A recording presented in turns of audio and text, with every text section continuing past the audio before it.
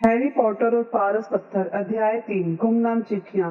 Brazilian सांप के निकल भागने के कारण हैरी को अब तक की सबसे लंबी सजा मिली। वह उसे अलमारी से बाहर आने की छूट दी गई। तब तक गर्मी की छुट्टियां शुरू हो चुकी थी।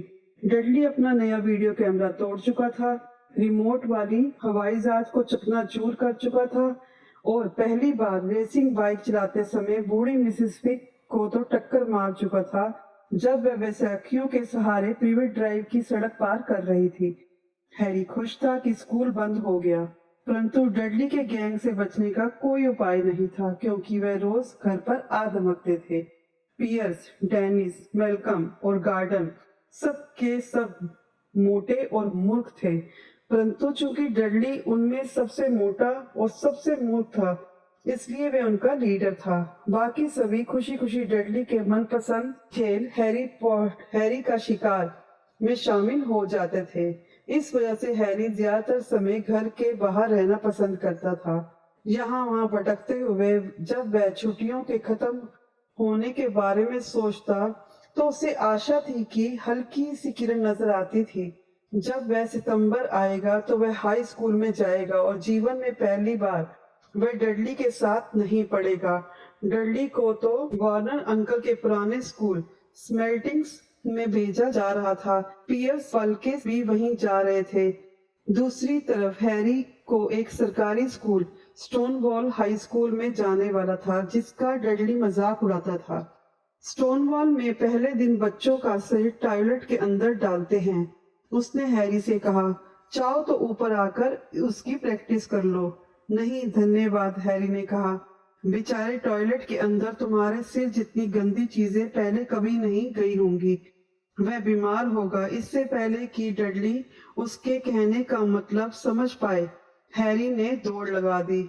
जुलाई में पेटूनिया आंटी डडली को एक दिन लंदन ले गई क्योंकि डडली के लिए स्मेल्टिंग्स की यूनिफॉर्म खरीदना था। हैरी को वह मिसेस फिक के यहाँ छोड़ गई। मिसेस फिक का व्यवहार आज पहले से ज्यादा बुरा नहीं था। बाद में हैरी को पता चला कि अपनी पालतू बिल्लियों के कारण वह गिर गई थी, जिससे उनकी टांग टूट गई थी और शायद इसलिए अब मिसेस फिक को बिल्लियों से पहले जितना प्रेम नहीं रहा था। उन्होंने हैरी को टेलीविजन देखने दिया और उसे थोड़ा सा चॉकलेट केक भी दिया, जिसका स्वाद ऐसा था कि जैसे उसे कई सालों से संभाल कर रखा गया हो। उस शाम डडली ने अपनी नई चमचमाती यूनिफॉर्म में पूरे परिवार के सामने ड्राइंग रूम में परेड की। स्मेल्टिंग्स में पढ़ने वाले लड़के मेहरून रंग का लंबा कोट, नारंगी निक्कर और बोट्स नाम के स्ट्रॉ हैट पहनते थे। वह गांठदार छड़ी भी रखते थे और टीचर्स की आंख बचाकर उससे एक दूसरे को मारते भी थे। ऐसा लगता था जैसे बाद में के जीवन के लिए यह बहुत अच्छी ट्रेनिंग थी। जब वर्नन अंकल ने डडली को नई यूनिफॉर्म में देखा तो वह भरी आवाज से बोले कि यह उनके जीवन का सबसे गौरवशाली पल है। पेटूनिया आंटी की आंखों में खुशी के आंसू छलक आए और कहने लगी, उन्हें यकीन ही नहीं हो रहा था कि छोटा सा डडली बेटू है जो इतना सुंदर और इतना बड़ा दिख रहा है। हैरी की बोलने की हिम्मत नहीं हो रही थी। उसे लग रहा था जैसे हंसी रोकने की कोशिश में उसकी दो पसलियां पहले ही टूट चुकी होंगी। अगली सुबह जब हैरी नाश्ता करने लगा तो किचन में भयानक बदबू भरी थी। ऐसा लग रहा था जैसे बदबू सिंक में रखे लोहे के बड़े टब में से आ रही है। उसने इसमें झांक कर देखा। टब में गंदे कपड़े भरे थे जो भूरे पानी में तैर रहे थे। ये क्या है? उसने पेटूनिया आंटी से पूछा।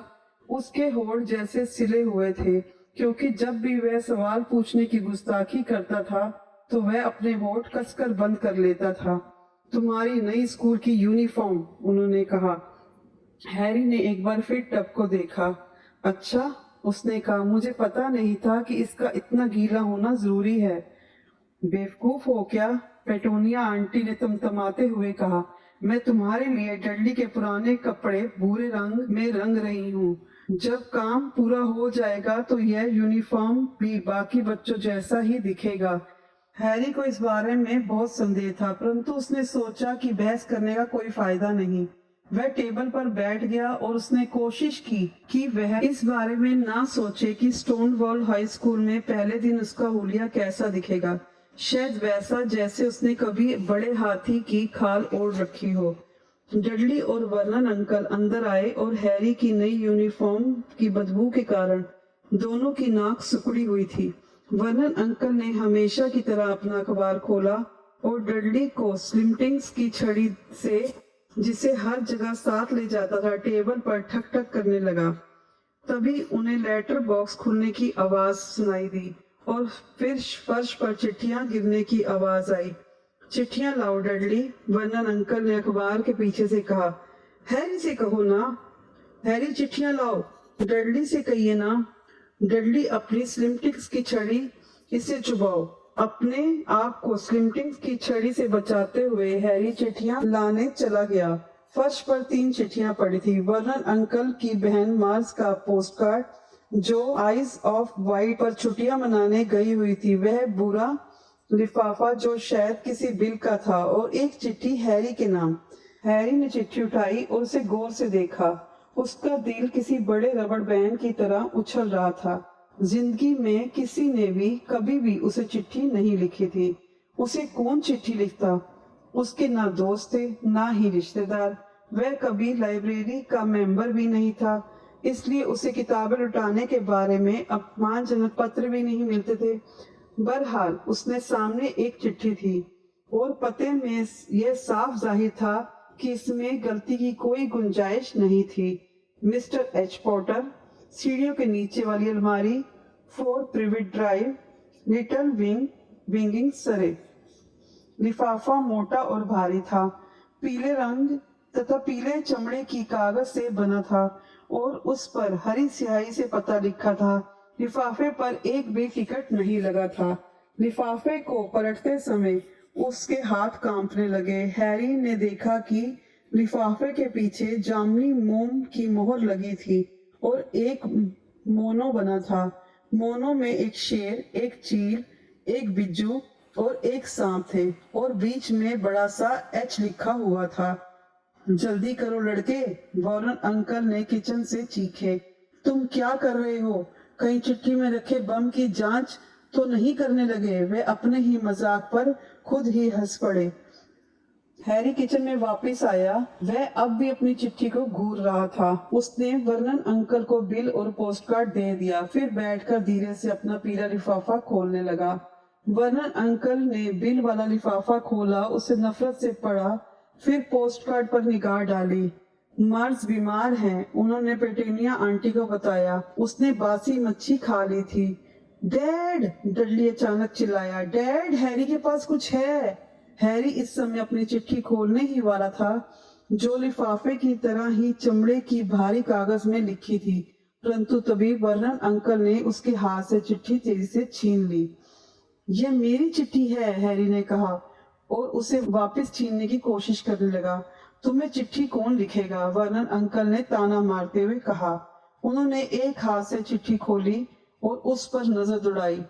ट्रैफिक लाइट्स जितनी तेजी से रंग बदलती है, उससे भी ज्यादा तेजी से उनका चेहरा लाल हरा हो गया था। और बात यहीं पर खत्म नहीं हुई। कुछ ही सेकंड में उनका चेहरा बासी दलिये की तरह सफेद भूरा हो गया। पेटूनिया, वे हाँफते हुए बोले। डडली चिट्ठी छीनने की कोशिश कर रहा था ताकि उसे पढ़ सके, परंतु वर्नन अंकल ने चिट्ठी इतने ऊंचे पकड़ी थी कि वह उसकी पहुंच से दूर थी। पेटूनिया आंटी ने उत्सुकता से चिट्ठी ली और पहली लाइन पढ़ी। एक पल के लिए तो ऐसा लगा जैसे वह बेहोश होने वाली हो। उन्होंने अपना गला पकड़ लिया और दम घुटने जैसी आवाज निकाली, वर्नान, हे भगवान, वर्नान। वे एक दूसरे की तरफ एकटक देखते रहे। वे भूल गए थे कि हैरी और डडली अब भी उसी कमरे में हैं। डडली को यह सहन करने की आदत नहीं थी कि उसकी तरफ ध्यान ना दिया जाए। उसने अपनी स्लेंटिंग्स की छड़ी से अपने डैडी के सिर पर खट दे मारी। मैं उस चिट्ठी को पढ़ना चाहता हूँ, वह जोर से चिल्लाया। हैरी ने बुकलाते हुए कहा, मैं इसे पढ़ना चाहता हूँ क्योंकि यह मेरी चिट्ठी है। दोनों बाहर जाओ, वर्नन अंकल ने चिट्ठी के लिफाफे को अंदर ठूसते हुए कहा। हैरी हिला भी नहीं। मुझे मेरी चिट्ठी चाहिए, वह चिल्लाया। मुझे चिट्ठी पढ़ने दो, डैडली चीख रहा था। बाहर, वर्नन अंकल गरजे। इसके बाद उन्होंने हैरी और डैडली की गर्दन पकड़ी और उसे हॉल से बाहर फेंक दिया और किचन का दरवाजा धड़ाम से बंद कर दिया। हैरी और डैडली में तत्काल एक जोरदार परंतु खामोश लड़ाई होने लगी कि चाबी के छेद में से कौन सुनेगा। डैडली इस लड़ाई में जीत गया और इसलिए हैरी, जिसके एक कान पर उसका चश्मा लटक रहा था, पेट के बल लेटकर उस दराज से सुनने लगा जो दरवाजे और फर्श के बीच में थी। वर्नान, पेटूनिया आंटी कांपती हुई आवाज में कह रही थी, पता देखो, उन्हें कैसे मालूम वह कहाँ सोता है? कहीं ऐसा तो नहीं कि वह घर पर नजर रख रहे हो, जासूसी कर रहे हो, पीछा कर रहे हो, कुछ भी हो सकता है। वर्नान अंकल ने परेशान आवाज में बोले। परंतु वर्नान, हम क्या करें? इसका जवाब दें, हम कह दें हम नहीं चाहते। हैरी को दिख रहा था कि वर्नान अंकल के चमकते काले जूते किचन में इधर से उधर आ जा रहे हैं। नहीं, उन्होंने फैसला करते हुए कहा, नहीं, हम इसकी तरफ ध्यान नहीं देंगे। अगर उन्हें कोई जवाब नहीं मिलेगा, हाँ, यही सबसे अच्छा रहेगा, हम कुछ भी नहीं करेंगे। पर मैं अपने घर में उस तरह की कोई चीज नहीं चाहता पेटूनिया। जब हमने उसे घर में रखा था तो क्या हमने उस वक्त कसम नहीं खाई थी कि हम इस खतरनाक बेवकूफी को बंद कर देंगे? उस शाम को ऑफिस से लौटने के बाद वर्नन अंकल एक ऐसा काम किया जो उन्होंने पहले कभी नहीं किया था। वह हैरी की अलमारी में उससे मिलने गए। जैसे ही वर्नन अंकल दरवाजे में जैसे तैसे घुसकर अंदर आए, हैरी ने पूछा, मेरी चिट्ठी कहाँ है? मुझे किसने लिखी है? किसी ने नहीं, उस पर गलती से तुम्हारा नाम लिखा हुआ था। वर्नन अंकल ने रूखेपन से कहा, मैंने चिट्ठी जला दी है। कहीं कोई गलती नहीं थी, हैरी ने गुस्से में कहा, उस पर मेरी अलमारी का पता लिखा था। चुप रहो। वर्नन अंकल इतनी जोर से चीखे कि छत से 2 मकड़ियां नीचे गिर पड़ी। कई गहरी सांस लेने के बाद वर्नन अंकल ने अपने चेहरे को मुस्कुराने के लिए मजबूर किया, जो बहुत कष्ट में दिख रहा था। अच्छा हाँ हैरी, इस अलमारी के बारे में तुम्हारी आंटी और मैं सोच रहे थे।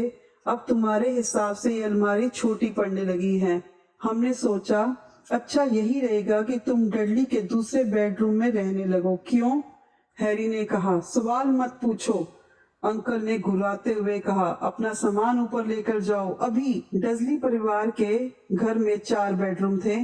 एक वर्नन अंकल और पेटूनिया आंटी के लिए, दूसरा मेहमानों के लिए जहां आमतौर पर वर्नन अंकल की बहन मार्ज, तीसरा जिसमें डडली सोता था, और चौथा जहां डडली अपने खिलौने और वह सारी चीजें रखता था जो उसके पहले बेडरूम में नहीं समा पाती थी। हैरी को अपना पूरा सामान अलमारी में इस कमरे तक लाने में सिर्फ एक ही चक्कर लगाना पड़ा। वह बिस्तर पर बैठा और उसने अपने चारों तरफ ध्यान से देखा। यहाँ पर रखी लगभग सभी चीजें टूटी फूटी थी। 1 महीने पुराना वीडियो कैमरा उस छोटे और सही सलामत टैंक के ऊपर पड़ा था, जिसे एक बार डडली ने पड़ोसी के कुत्ते के ऊपर चढ़ा दिया था। कोने में डडली का पहला टेलीविजन रखा था, जिसे उसने उस दिन लात मारकर तोड़ दिया था जब उसका मनपसंद सीरियल नहीं आया था।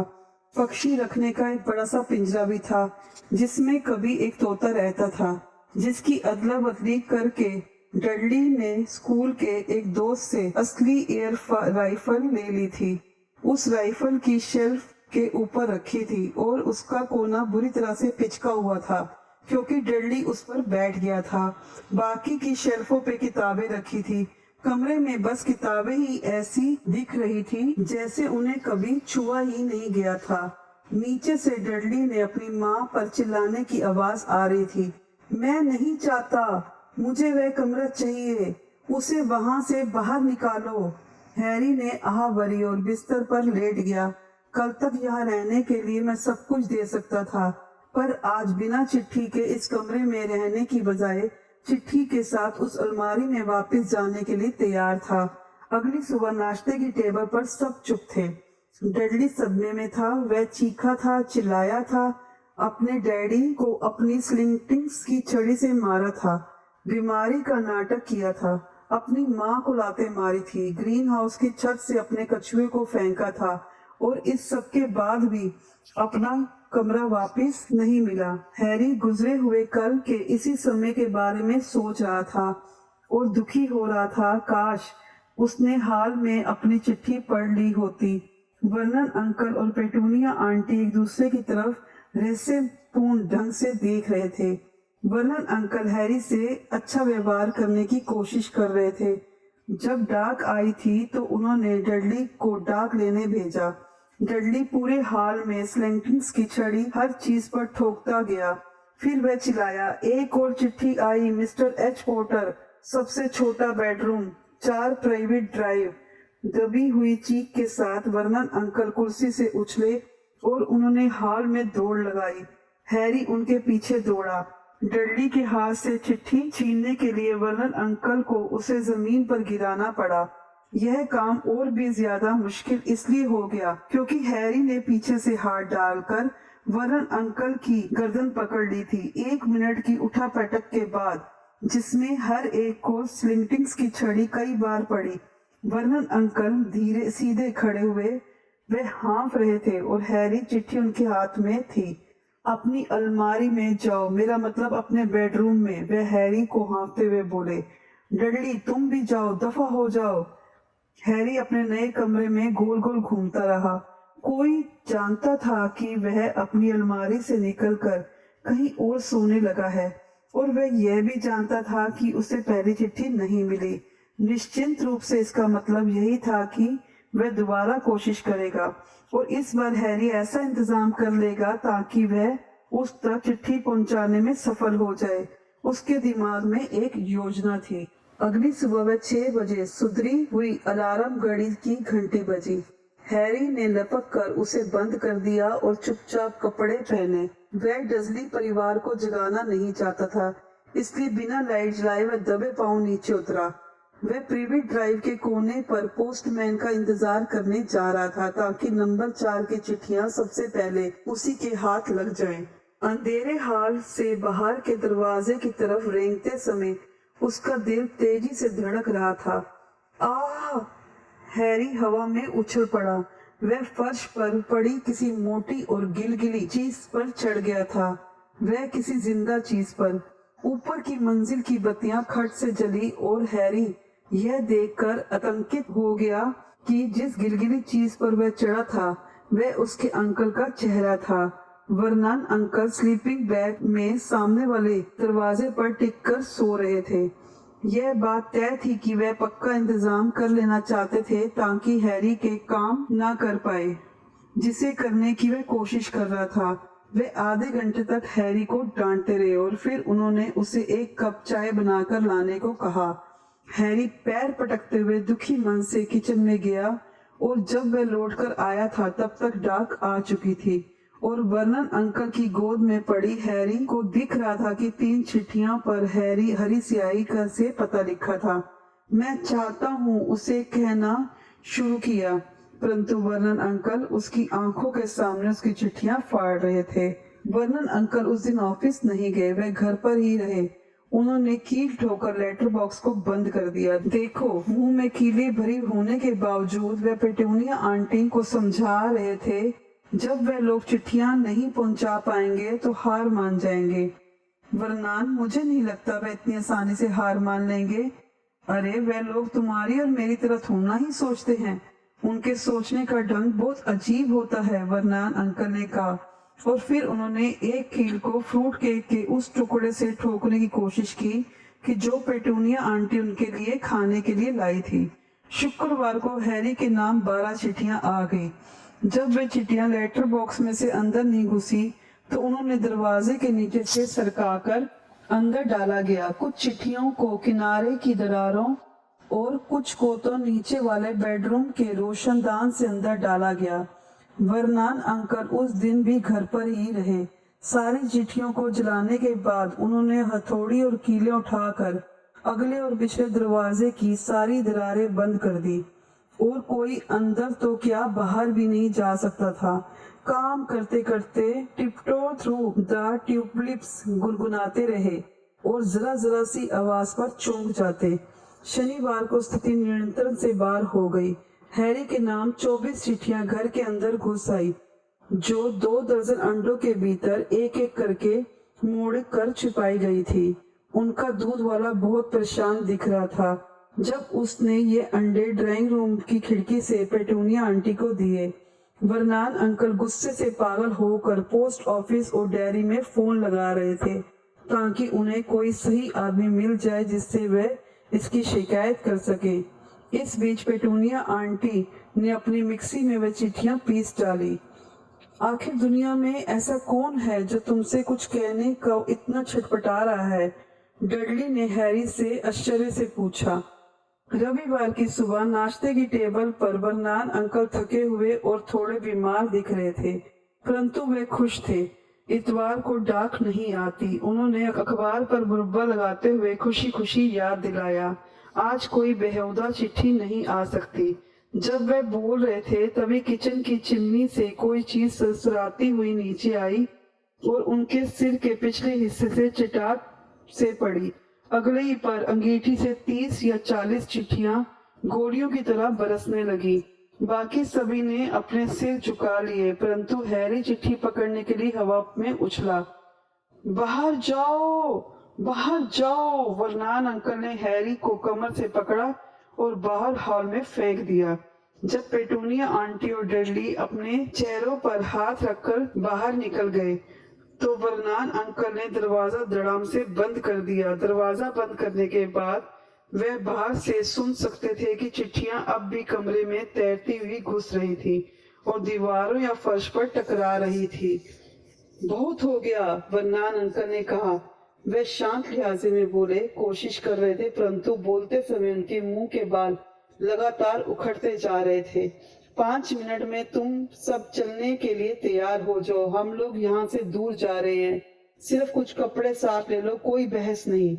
अपनी आधी मूंछों के बिना वह इतने खतरनाक दिख रहे थे, उन्होंने बहस करने की किसी की हिम्मत नहीं थी। 10 मिनट बाद वह लोग कीलों से बंद दरवाजों को झटके से खींचते हुए बड़ी मुश्किल से बाहर आए।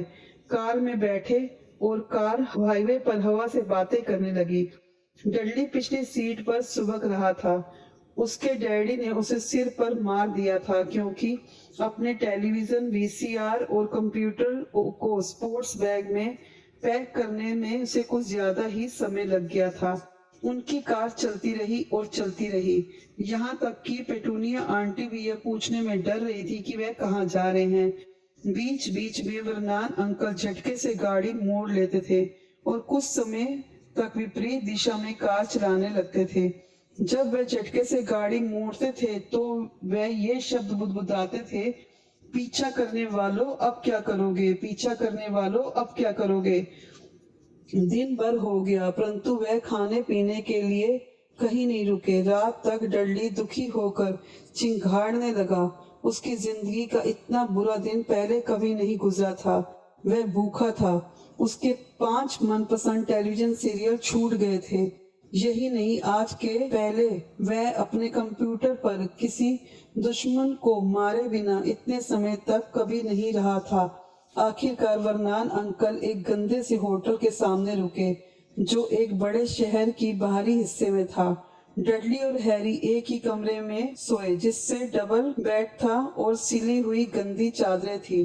डडली खरांटे भरने लगा पर हैरी जागता रहा। वह खिड़की की चौखट पर बैठकर नीचे गुजरती हुई गाड़ियों की रोशनी देख रहा था और सोच रहा था।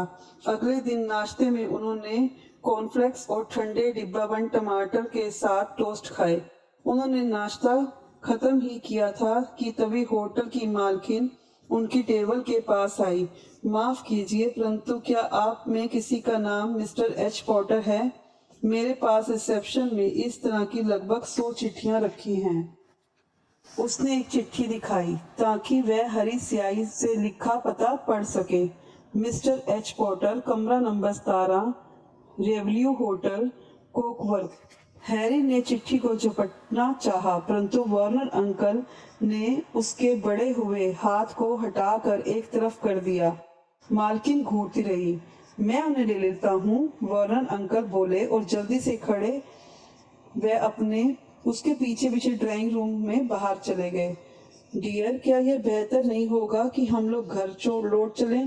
पेटूनिया आंटी ने कई घंटे बाद डरते डरते सुझाव दिया, परंतु ऐसा लगा जैसे वर्नर अंकल ने उनकी बात सुनी ही नहीं थी। वर्नर अंकल क्या चाहते थे ये उनमें से कोई नहीं जानता था। वर्नर अंकल उन्हें कार से जंगल के बीचों बीच ले गए।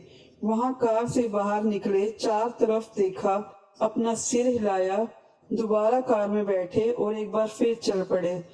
यही हाल ही में जुते एक खेत के बीच, एक झूला पुल के बीचों बीच और एक बहुमंजिला कार पार्किंग में हुआ। डैडी पागल हो गए हैं ना? डडली ने पेटूनिया आंटी से देर शाम को ढीली आवाज में पूछा। वर्नान अंकल कार को समुद्र के किनारे पार करके और उन सभी को उसके अंदर लॉक करके कहीं चले गए। बारिश होने लगी। बड़ी बड़ी बूंदें कार की छत पर शोर मचाने लगी। डडली छींक रहा था। आज सोमवार है, वह अपनी माँ से बोला। द ग्रेट हेम्बर्टो आज रात को आने वाला है। किसी ऐसी जगह पर ठहरना चाहता हूँ जहाँ टेलीविजन हो। सोमवार, यह सुना हैरी पॉटर को कुछ याद आया। अगर आज सोमवार था और टेलीविजन के कारण डडली ने सप्ताह में दिनों के बारे में आमतौर पर कोई गलती नहीं हो सकती, तो क्या यानी मंगलवार को हैरी का 11वां जन्मदिन है? जाहिर है उसके बर्थडे की खास खुशी के मौके नहीं होते। पिछले साल डर्सली परिवार ने उसे कोट टांगने वाला हैंगर दिया था और वर्नर अंकल की एक जोड़े पुराने मोजे। फिर भी कोई रोज उस 11वां साल तो नहीं होता है। वार्नर अंकल वापस लौट आए थे और अब वह मुस्कुरा रहे थे। उनके हाथ में एक लंबा पतला पैकेट था और जब पेटूनिया आंटी ने उनसे पूछा कि वे क्या खरीद कर लाए हैं तो उन्होंने जवाब नहीं दिया।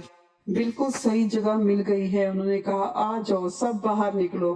कार से बाहर बहुत ठंडक थी।